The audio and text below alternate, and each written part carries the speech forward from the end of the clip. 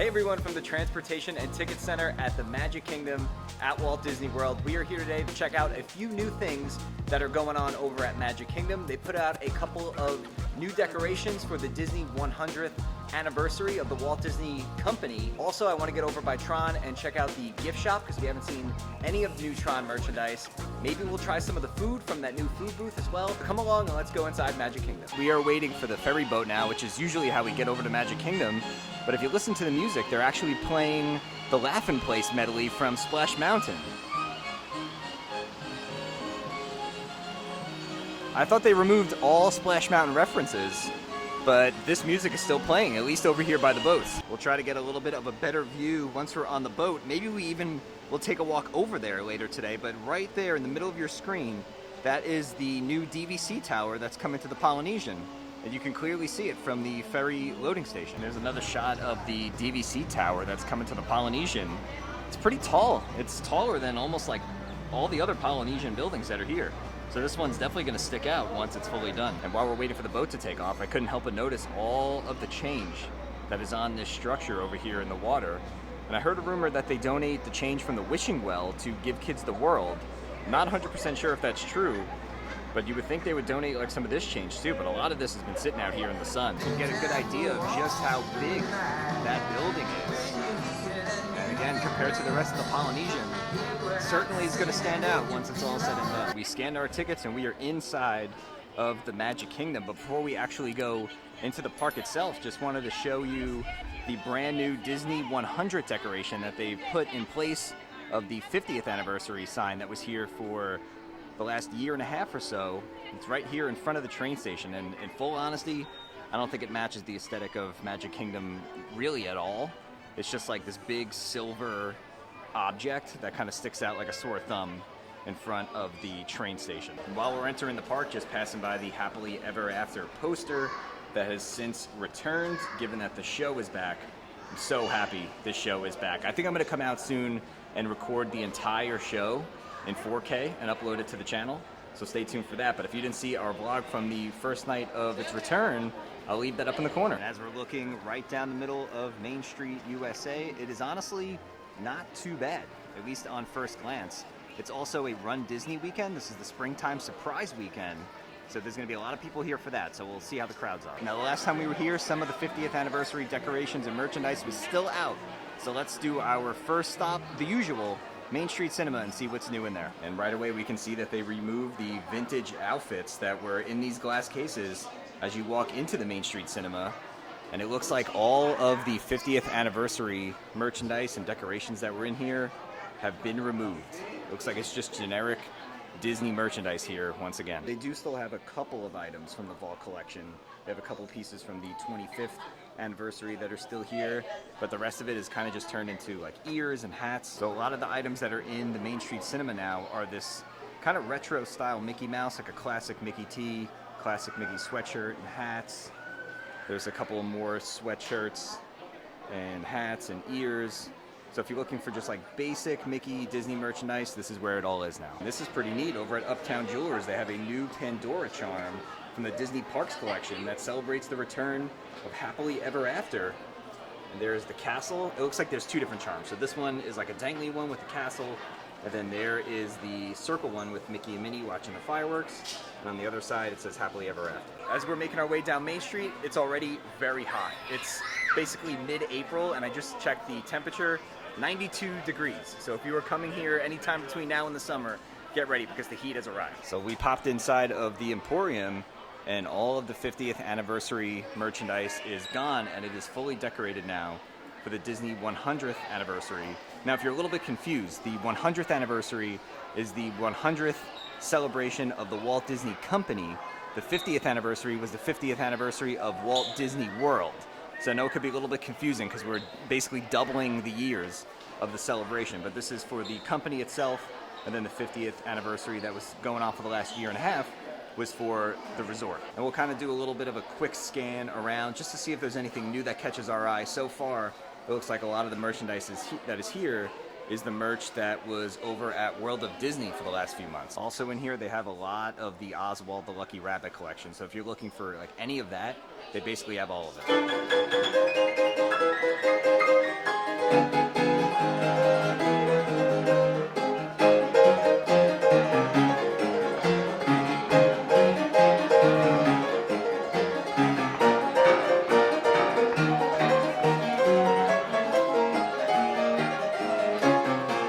just something about being in the Magic Kingdom and catching the Casey's Corner Pianist whenever you're here.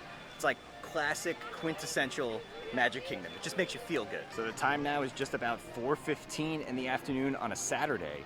And look at all this real estate that's over here in front of Cinderella Castle. And speaking of Cinderella Castle, we showed this in our last video, but they took down the 50th anniversary sign that was right there, and you can finally see the clock again. And they're going to be taking down all of the bunting and all the decorations over the next few weeks as well. So we are on the bridge that goes into Liberty Square from the hub area, and you can see that the entire moat around Cinderella Castle has been completely drained. There's some scaffolding up over here as well, and that is because they are going to come in and they are going to start to take down all the decorations from the 50th anniversary that are on Cinderella Castle. So they drained the moat so that they're able to get their equipment in and the cranes and get up high and take all those decorations down. My guess is within the next couple of weeks, all of that will be gone. So we popped over into Tomorrowland because we're going to make our way over towards Tron, and we're passing by Buzz Lightyear's Space Ranger Spin. It's only a 30-minute wait at almost 5 o'clock. So right next to Space Mountain is where you can find the new Tron gift shop. It is now renamed the Tomorrowland Launch Depot. It is fully open. It wasn't open on the opening day of Tron, but it's since been open. So we're going to go inside and we're going to check out some of that Tron merch for ourselves. And here we are. We made it inside of the new Tron gift shop. We'll show you guys some of the merchandise that they have here. We're not going to show you everything because there's just too much.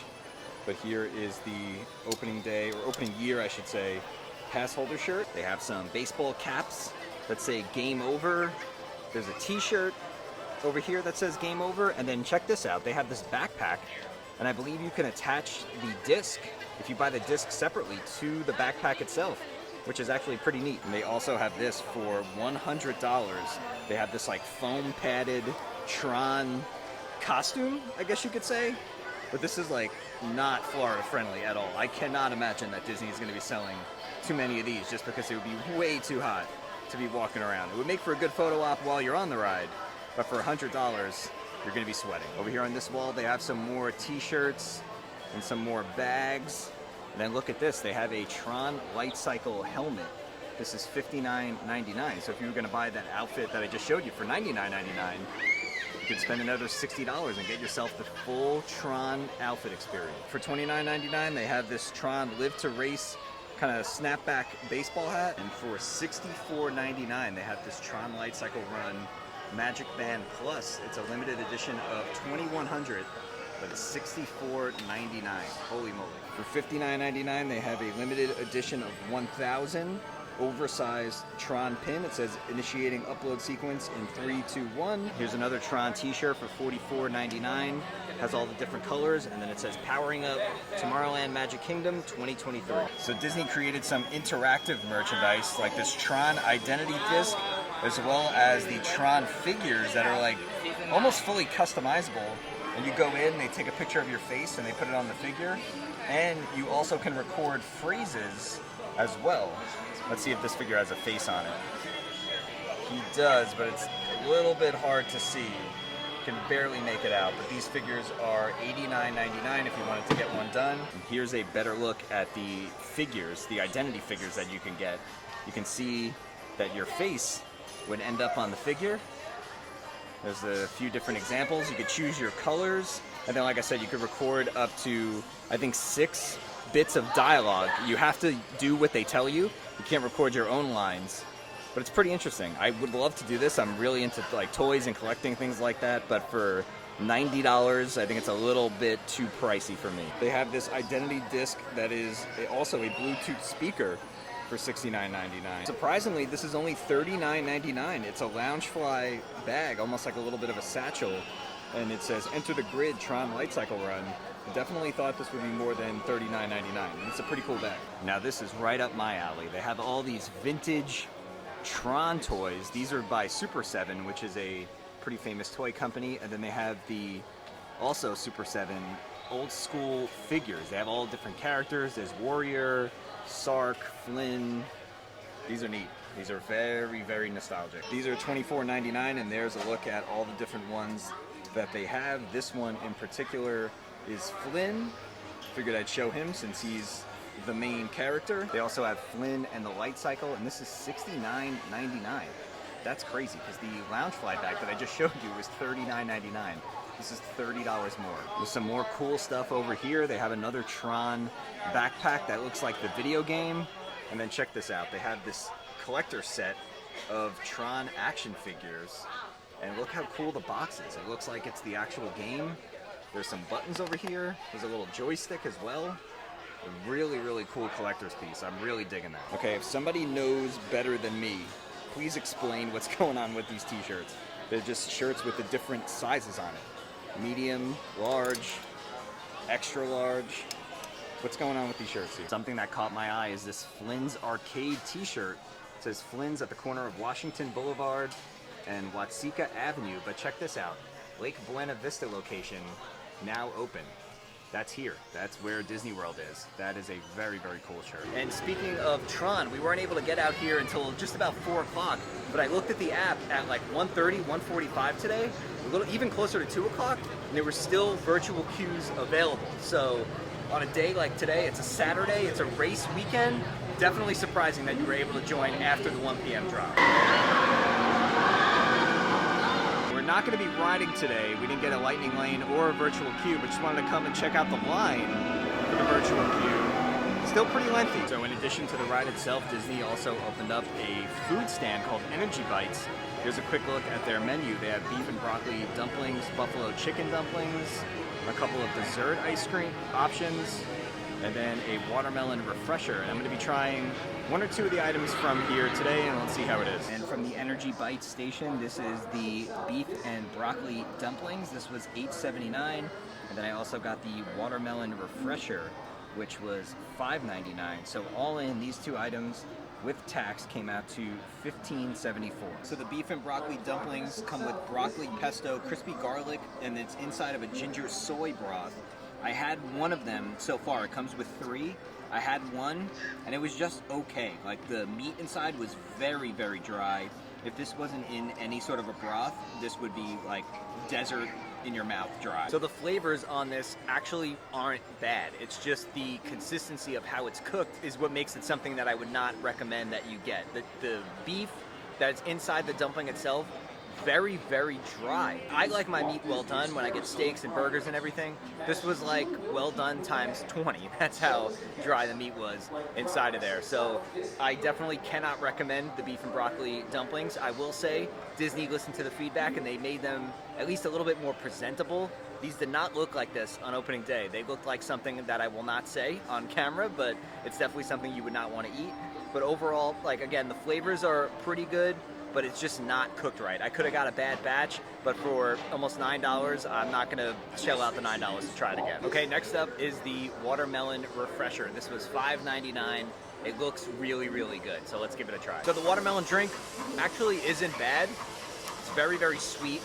It has like a slushy type of consistency, and then there's also like popping candies in there, like Pop Rocks.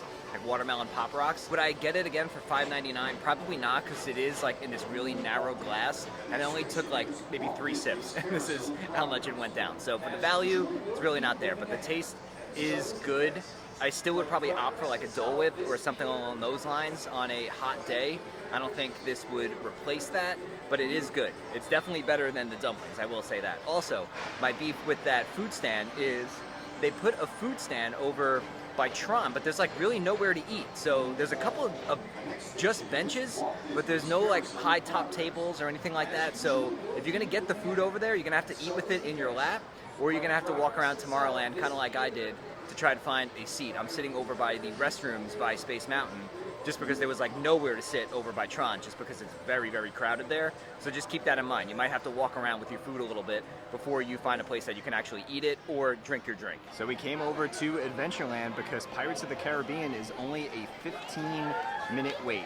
We haven't done this in a few months, so let's get on. 15 minutes. I will gladly take that any day. Like I said before, it is hot out today, and the heat is like starting to get to me. I need a place to cool off for a few minutes. What better place to do it than Pirates? You get the smell of that water, get some nice AC, and it's a long ride. It's Captain Jack Sparrow we're after.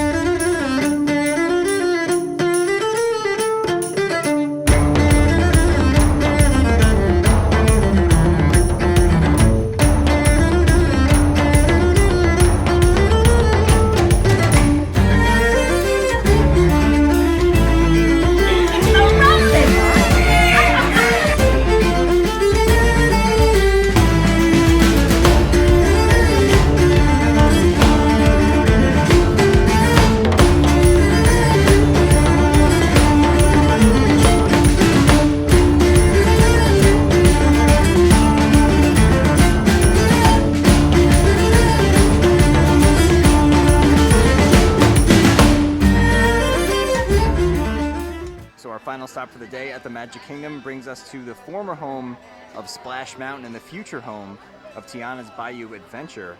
I just wanted to take a look at the current construction, see what's going on. The top of the hill, the treehouse, has been removed, and there's tons and tons of scaffolding going on. Let's walk around and see what kind of construction we can see. Over on the construction walls that surround Tiana's Bayou Adventure, formerly Splash Mountain, there's all these Tiana's food signs coming soon. As we can see over here, the moats are completely drained, the attraction is all drained. They literally did this like the day after it closed. You can see some scaffolding on here, which means that the workers have definitely been in there. Looks like there's some tarp covering up some of the rock work over there as well. Interesting. They're moving definitely a little bit faster than I anticipated. This opens sometime in 2024. Here is a head-on shot of Splash Mountain, Tiana's Bayou Adventure. You definitely notice that the treehouse is missing. Definitely makes it look a lot smaller than it was. And while most of Splash Mountain is gone, some things are still here. You can still see the little kitchen scene with all the food and the recipe up there in the corner. This is still here. I'm sure this is only a matter of time before this gets covered up and taken away. So we're back by the exit of the Frontierland train station, and here's another shot of some of the scaffolding that is up and around Splash Mountain. The last time I was here, none of the scaffolding was here. They were just kind of draining the moats and starting to do a little bit of work on the bottom where the log flume would come down. It looks like they're moving along. And I can't believe this is still here. The press penny machine is still back over by the bathrooms. This is the last bit of Splash Mountain that still exists. You can still get these press pennies. We picked these up on the final day of its operation. They're still here. And since we're over here by Splash Mountain, want to give you the latest updates. Disney Parks Blog put out a new article recently that outlined that the Disneyland version of Splash Mountain will be closed as of May 31st. And they also gave us some new details about what we can expect for Tiana's Bayou Adventure. As we hear the train behind me, Tiana's Bayou Adventure takes place during the Mardi Gras season in Louisiana. There will be a Mama Odie animatronic that is in the ride, as well as a brand new cast of original Disney characters with distinct names and personalities, dozens of entirely new audio animatronic figures, adorable critters with incredible talent, new music, and the smell of beignets in the queue. That's gonna be awesome. That's gonna make people very, very hungry, and I can only imagine it's a matter of time before Disney puts a beignet stand somewhere near this attraction once it opens. Now there's a lot of different rumors going around about what is to come here at Magic Kingdom. We will save that for another video. Beyond Big Thunder Mountain is what they talked about at D23, but there's rumors this whole area over here could be transformed into New Orleans. Will we see Pecos Bill's Tall Tale Inn and Cafe transform into Tiana's Palace? It's definitely a possibility. All right, so that is gonna do it for our day out here at the Magic Kingdom. Got to check out the Tron merchandise, got to try some of the Energy Bytes food.